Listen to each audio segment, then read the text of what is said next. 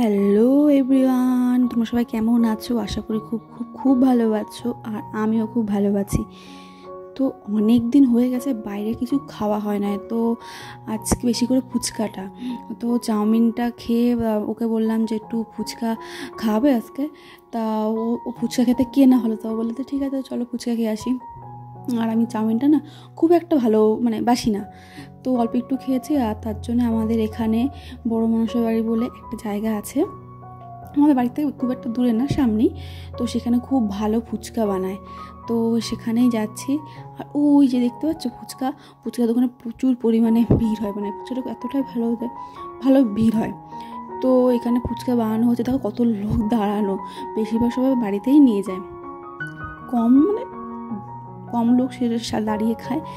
তো সবাই নিচ্ছে এখানে, কতক্ষণ দাঁড়িয়েছিলাম, 5-10 মিনিট, যে কখন দেবে ভাবছি এবার যখন দিচ্ছে এবার টক জলটা এবার মনে হচ্ছে আমাদের দেবে। ও মা, দেখি পাশে একজনে দিয়ে দিল, তারপরে ফাইনালি আমাদের দিল। তারপরে এখানে অরুণ আইসক্রিম পেতে আসলাম, আমি আগে অরুণ আইসক্রিম খাইনি, তো ও বললো যে চলো খেয়ে আসি। তো তার জন্য একটু অরুণ আইসক্রিম নিলাম, আমি নিলাম ওয়াটারমেলন, আর ও নিল হচ্ছে ম্যাঙ্গো। প্রথমে না বুঝতে পারিনি স্বাদটা কেমন হবে, তো খেয়ে এতটা ভালো লাগলো। তো ও নিয়েছিল হচ্ছে ম্যাঙ্গো আর আমি নিয়েছিলাম ওয়াটারমেলন। আর ওরটা ওর কি সুন্দর স্বাদ লাগছে, ওরটা ও বলছে যে তো ওয়াটারমেলনটা বেশি ভালো লাগছে, আনছি না ম্যাঙ্গোটা বেশি ভালো লাগছে। আর আমি এই যে আইসক্রিমের প্যাকেটটা ছিঁড়েছি, যে গায়ে আমার গলার মধ্যে কখন এসে বেঁধে রয়েছে আমি খেয়ালই করিনি।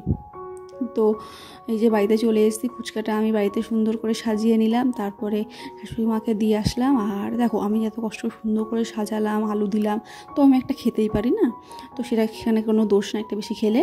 তো এই যে নিয়ে এসেছি পুরো ভাগ, ফুচকাতে বেশি কম হবে না। তো এই যে দেখে আমার এখনও জিভে জল আসছে।